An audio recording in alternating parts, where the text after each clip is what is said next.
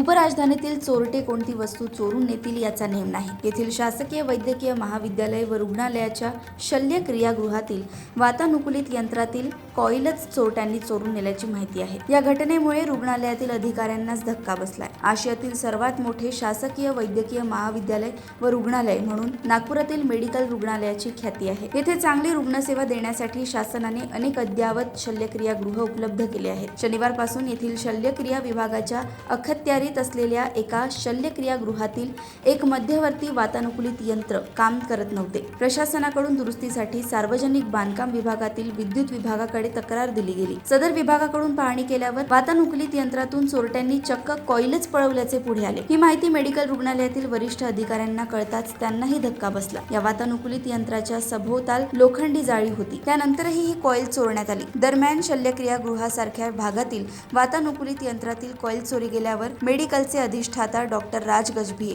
यांनी सोमवारी एक बैठक घेतली. यावेळी मेडिकल परिसरातील वातानुकूलित यंत्रासह इतर चोरींसाठी येथील सुरक्षेची जबाबदारी असलेल्या महाराष्ट्र सुरक्षा बलाच्या जवानांनी कानउघाडणी केली गेली. दुसरीकडे तातडीने येथील शल्यक्रियासह इतर रुग्णसेवेवर परिणाम होऊ नये म्हणून वातानुकूलित यंत्र दुरुस्तीचीही सूचना केली गेली. त्यानंतर सार्वजनिक बांधकाम विभागाच्या विद्युत शाखेकडून दुरुस्तीचे काम हाती घेण्यात आल्याची सूत्रांची माहिती आहे.